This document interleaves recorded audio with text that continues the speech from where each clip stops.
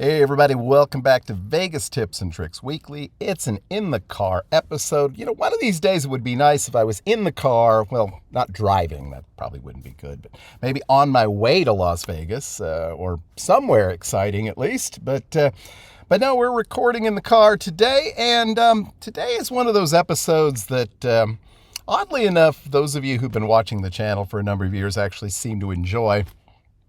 If this is your first time checking out Vegas Tips and Tricks, well, thank you for joining us. There won't necessarily be a lot of actual tips and tricks today. Actually, if you want tips and tricks, probably watch my friend Penny's channel. He's doing Vegas tips all the time. He tells you where to get cheap beer and cheap wings and all kinds of stuff. I spent the last several days racking my brain what I wanted to talk about today, and had a few ideas, and just nothing really came together. I should have recorded yesterday when I had the whole day off, but again, just couldn't really think what I wanted to talk about. I think I have maybe 1 or 2 years left to cover on my Vegas Memories podcast episodes. But I wasn't really feeling that today. I want to do a show one of these days on some of the bigger Vegas channels and talk about my thoughts on some of those channels. But I wasn't really feeling that today either. What I was really thinking about is my sort of experience planning and then living through a trip to Las Vegas. And I'm a little strange.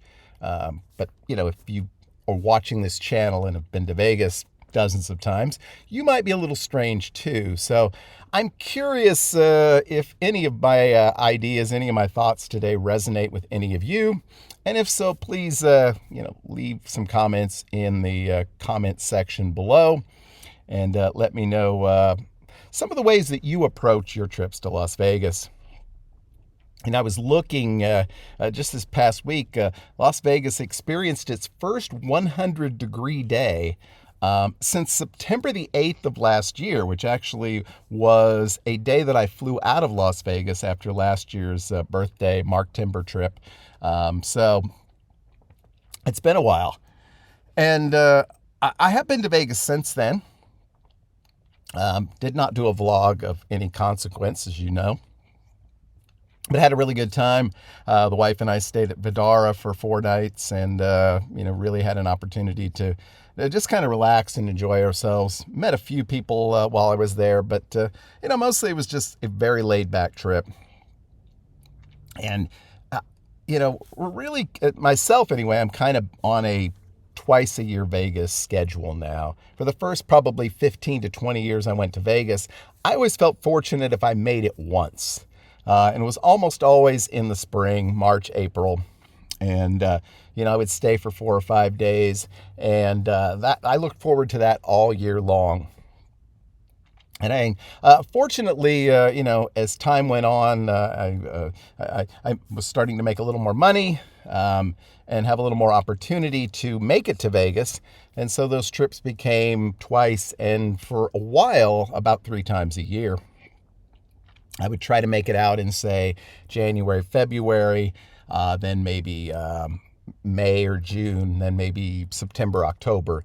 And I'd come out for 4 or 5 days each time. So it was about a 2-week stay in Vegas.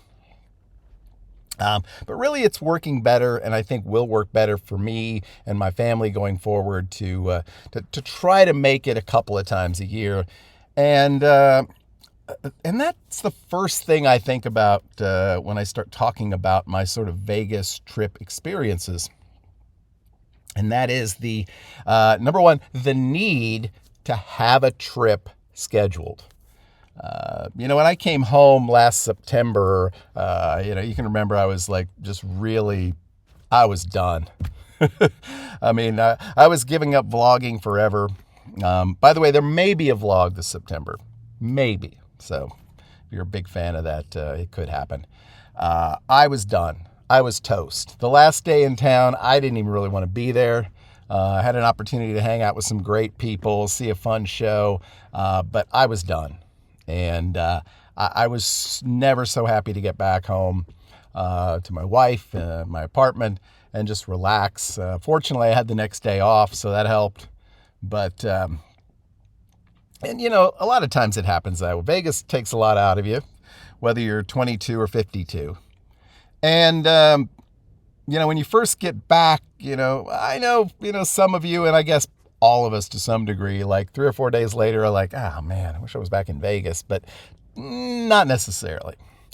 But from the moment I get back, the beginning of the next trip is the planning phase, is the let's request time off. Let's look at flights. Let's look at hotels, and we may wait a few weeks on that because a lot of times we're looking to see if we can get some comps. But I'm never really comfortable after a Vegas trip until I have another Vegas trip in the can. And it might be 6 or 9 months out. We got back in March. I can't remember exactly when it was, but we got back sort of mid-March. And, I haven't been back since. But for the last several months already, I've had a trip planned. And it's a sort of, for better or worse, a reprise of our Four Horsemen trip from a couple of years ago that went crazy. All night visits to Stage Door, missing shoes. It was quite an ordeal all the way around. Hopefully we'll be a little more under control this time. And I knew I wanted to do something special. I knew I wanted to go to Vegas for my 60th birthday. I was there on my 50th. So that was a thing. And, so for a while, I'm like, again, trying to get the time off, looking at flights, looking to try to, sort of figure out hotels, that sort of thing. And, I could wait a long time to go back to Vegas. I used to wait an entire year, as I mentioned. But it is so important, and I'm thinking it is for a lot of you as well, to have that trip sort of in the backpack, to know it's coming up. Even if it's 6 or 9 months away, just to know you have it is great. The anticipation of a Vegas trip is almost as exciting to me as the trip itself. But like I said earlier, I'm a little weird. I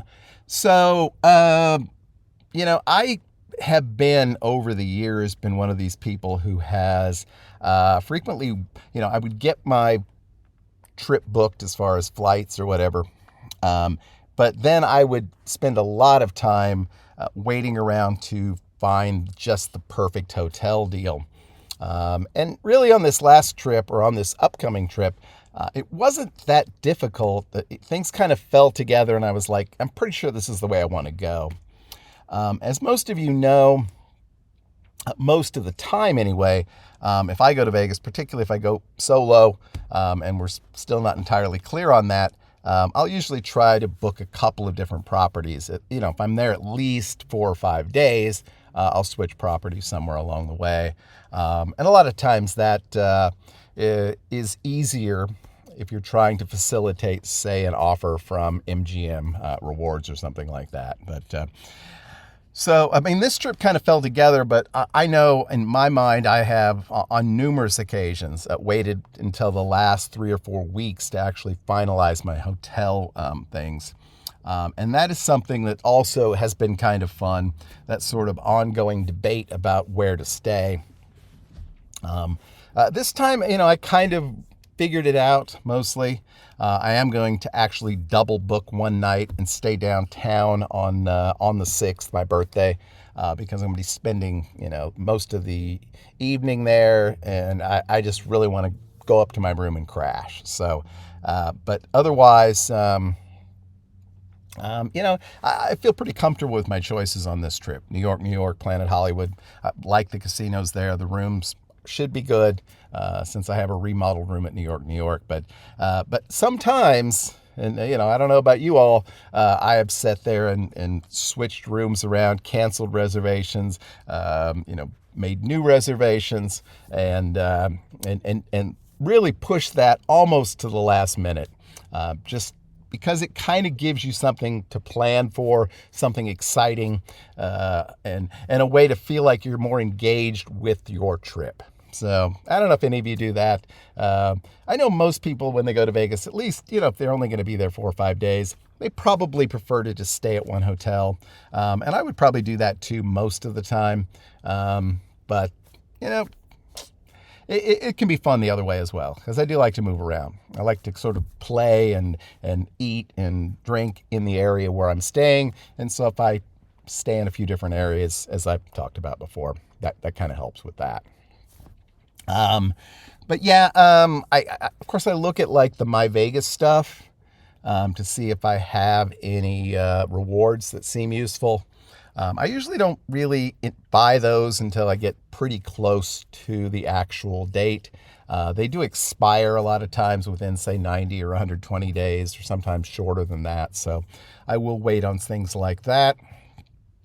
The other thing a lot of times that I've planned, and I think it's going to actually work out pretty well on this trip, is, if you're one of those people that works for a living and, gets paid every couple of weeks, that you have in a calendar year a couple of times where essentially you get paid 3 times in 1 month. And so a lot of times I've tried to arrange my trips in such a way that I get that sort of bonus paycheck during my trip to Vegas, or right before or right after it. So that's something I've looked at as well. As I get closer to the trip, particularly if I know I'm going to be there with people, or I know there are other people who are going to be there, I may try to arrange some activities. I don't remember the last time I actually booked a show before I got to Las Vegas. Even when I went to some of the concerts, when I went to Backstreet Boys or Britney, I guess I did book Britney before I left through a host at that time, but and I can't actually remember if I think we did book our meal at Emeril's this past trip before we left town. So, I mean, if there's a show you really need to see, if there's a restaurant you really need to eat at, then it definitely helps to get that booked in advance, but I usually don't do that. I try to evaluate my bankroll as we're getting closer to the date, to see like what I can realistically gamble with or spend on a day-to-day basis. Now, that's one of the advantages for having a shorter trip, and this trip will be only 5 nights as opposed to 7 or 8. And over those last few weeks, the anticipation really drives you insane, but it's great. And then the day of the trip arrives, and for most of us, that means driving to the airport, which is always stressful. Whether it's solo or whether I'm going with my wife or someone else, it's always stressful to get all that pulled together. I don't have an airport. Well, I kind of have an airport 15 minutes away, but they don't have a lot of flights. So for me, it's always been driving an hour or so to get to the airport. So you have to kind of, build that in, and then trying to make sure you get on the plane. Once you get on the plane, it's very relaxing, at least, except for the fact that you are now going to be hurtling through the air on a multi-ton piece of metal, which is still a little bit scary. But once you hit the ground in Vegas, it's a great moment. It's probably the best moment of any Vegas trip when you first arrive. And it all goes downhill from there. I mean, because from the minute I arrive, my mind is always thinking about, oh man, I only got 4 more days left. I'm counting them down backwards in my head. I only got 3 more days. I only got 2 more days. By the second to last day, I'm already thinking about the fact that this is really the last day, because the next day is the last day. And my mind is constantly going that way, which I don't know. Do any of you do that? But I kind of do. And, the trips kind of take on a personality of their own sometimes. Sometimes you have great luck. Sometimes it just feels like, everything just kind of works. The people you're there with, the places you go to eat, the hours you sleep, everything kind of works. I usually kind of let things kind of go with the flow. That's one disadvantage of changing hotels, because you got to make sure you get up, around, pack, move again. But otherwise, I don't usually try to force myself to get up too early or make too many big plans as far as where I need to be at any particular time. Now, this next trip, I actually was talking to Mark the other day, was like, I'm going to have to like create an itinerary because there's a lot of people that are looking forward to meeting up, maybe buying me a beer, wishing me a happy birthday, and that's great. But normally I don't get that involved. And of course, there's no worse day in Vegas than the last day. I usually fly out in the mornings, reasonably early.